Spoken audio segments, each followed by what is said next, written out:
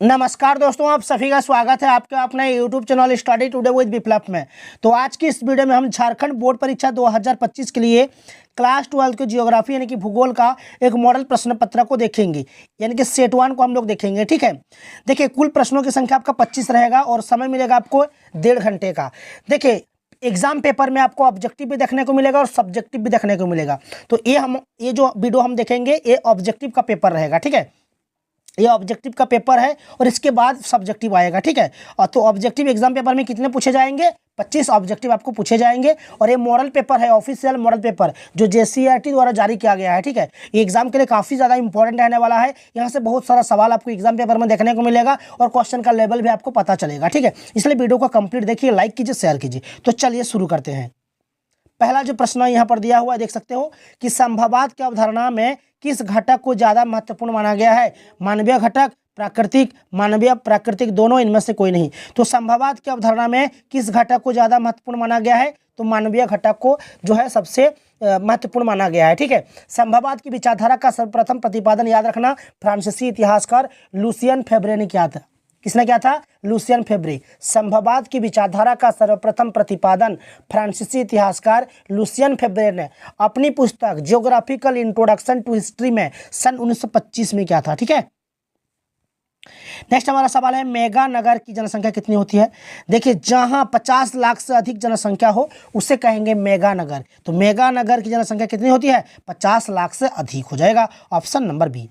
विश्व में सर्वाधिक जनसंख्या केंद्रित है। विश्व में सर्वाधिक जनसंख्या कहाँ केंद्रित है? पर्वतीय क्षेत्र में, या फिर पठार, या फिर मरुस्थल में, या फिर मैदान में? तो सही उत्तर होगा मैदान हो जाएगा। मैदान में विश्व में सर्वाधिक जनसंख्या केंद्रित है।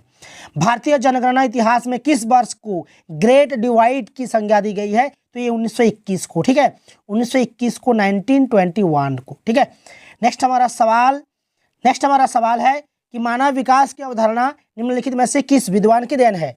मानव विकास की अवधारणा निम्नलिखित में से किस विद्वान की देन है? याद रखना डॉक्टर महबूब उल हक। ठीक है, डॉक्टर महबूब उल हक आपका सही उत्तर हो जाएगा। एक पाकिस्तानी अर्थशास्त्री थे। ठीक है, नेक्स्ट सवाल है कि निम्न में से किस कृषि प्रकार का विकास यूरोपीय औपनिवेशिक समूह द्वारा किया गया? कोल खोज, पुष्पोत्पादन, मिश्रित कृषि, या फिर रोपण कृषि? तो सही उत्तर होगा हमारा यहाँ पर, सही उत्तर हो जाएगा रोपण कृषि। रोपण कृषि, इसके अंदर चाय आते हैं, चाय, कॉफी, कहवा, कोको हो गया, कपास हो गया, गन्ना हो गया, ये सब। ठीक है, तो हॉर्टिकल्चर किसके उत्पादन से संबंधित है? तो हॉर्टिकल्चर में फल सब्जी आते हैं। ठीक है, फल और सब्जी हो जाएगा। ठीक है, फल और सब्जी से हो जाएगा। हॉर्टिकल्चर फल और सब्जी के उत्पादन को कहते हैं। तो ऑप्शन नंबर डी सही होगा। कौन रोपण कृषि नहीं है? रोपण कृषि नहीं है तो रोपण कृषि में आपका कॉफी आएगा। ठीक है, गन्ना आएगा। ठीक है, और आपका रबड़ भी आएगा। ठीक है, लेकिन गेहूं नहीं आएगा। तो ये रोपण कृषि नहीं है। कौन नहीं है? यहाँ पर गेहूं हो जाएगा सही उत्तर। ठीक है, जो कि रोपण कृषि नहीं है, गेहूं। निम्न में से कौन सी एक अर्थव्यवस्था में उत्पादन का स्वामित्व व्यक्तिगत होता है? तो ये पूंजीवादी में होता है। ठीक है, पूंजीवादी आपका सही होगा। जापान का डेट्रायट किससे कहा जाता है? जापान का डेट्रायट। तो यहाँ पर सही उत्तर कौन सा हो जाएगा?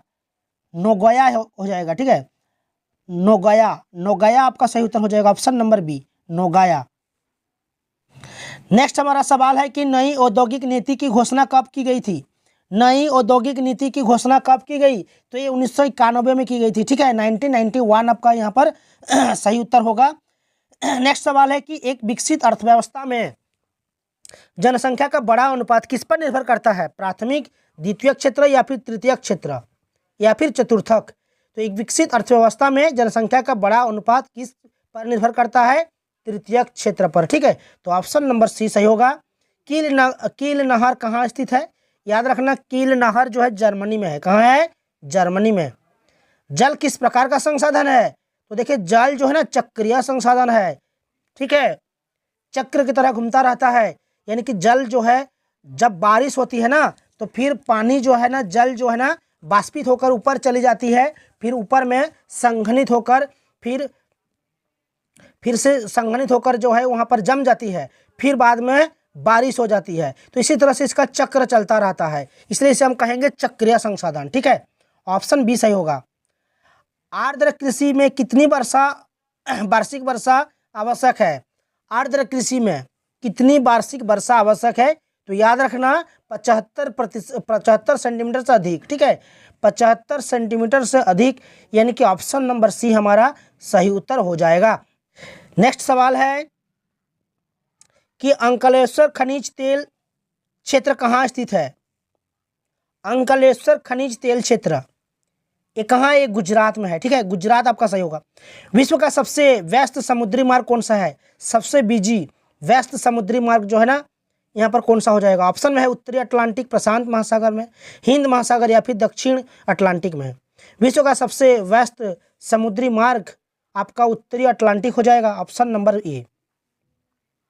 WTO का मुख्यालय कहाँ है? WTO वर्ल्ड ट्रेड ऑर्गेनाइजेशन, तो ये इसका जो मुख्यालय है जेनेवा में है। ठीक है, और इसकी स्थापना कब हुई थी? याद रखना 1 जनवरी 1995 को। ठीक है, 1 जनवरी 1995 को इसकी स्थापना की गई थी WTO की, याद रखना।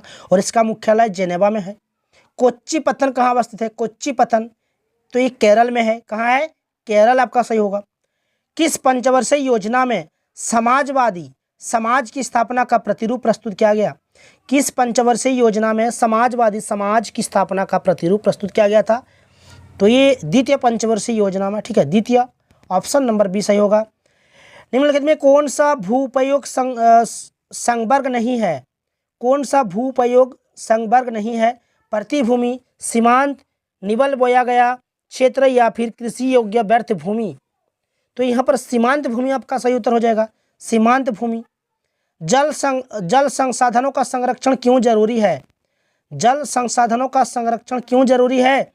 जल अनुपलब्धता से बचने के लिए, निरंतर बढ़ती मांग के लिए और स्थानिक और ऋतुगत असमानता के कारण, इस सभी के लिए। इसलिए ऑप्शन नंबर डी हमारा सही उत्तर हो जाएगा, ऑप्शन नंबर डी में सभी।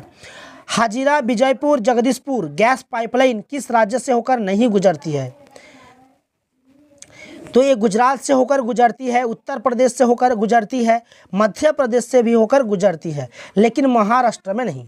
इसलिए ऑप्शन नंबर ए सही होगा, महाराष्ट्र। ठीक है, किस औद्योगिक नीति में उदारीकरण, निजीकरण और वैश्वीकरण को बढ़ावा दिया गया?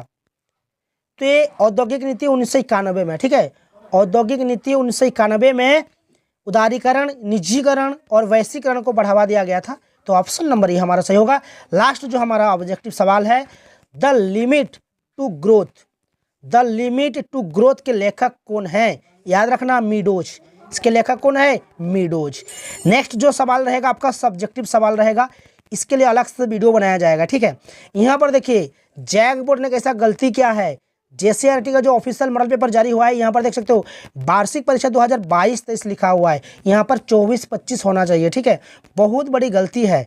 ठीक है, यहाँ पर, और ये पुराना क्वेश्चन को भी यहाँ पर उठा लिया है, देख सकते हो। मानव भूगोल की परिभाषित करें, मानव विकास के 3 बुनियादी आयाम कौन से हैं? ये पुराने क्वेश्चंस को उठा लिया मॉडल पेपर से, ऐसा करता है। ठीक है, जो भी हो इसका अलग से वीडियो देखेंगे। और इस चैनल में आप लोगों को जो प्रीवियस ईयर के सवाल हैं, जो एग्जाम में ऑलरेडी पूछे जा चुके हैं, जो एग्जाम में रिपीट होते रहते हैं, वही सवाल आप लोगों को इस चैनल में मिलेगा। सब्जेक्टिव का सवाल भी मिलेगा और ऑब्जेक्टिव भी सवाल भी मिलेगा। आप लोग बस चैनल के साथ जुड़े रहिए, चैनल को सब्सक्राइब कीजिए, वीडियो को लाइक कीजिए, शेयर कीजिए और हमारे टेलीग्राम चैनल में जुड़ जाइएगा। टेलीग्राम चैनल का लिंक आपको इस वीडियो को डिस्क्रिप्शन में मिल जाएगा। तो चलिए मिलते हैं दोस्तों नेक्स्ट वीडियो में।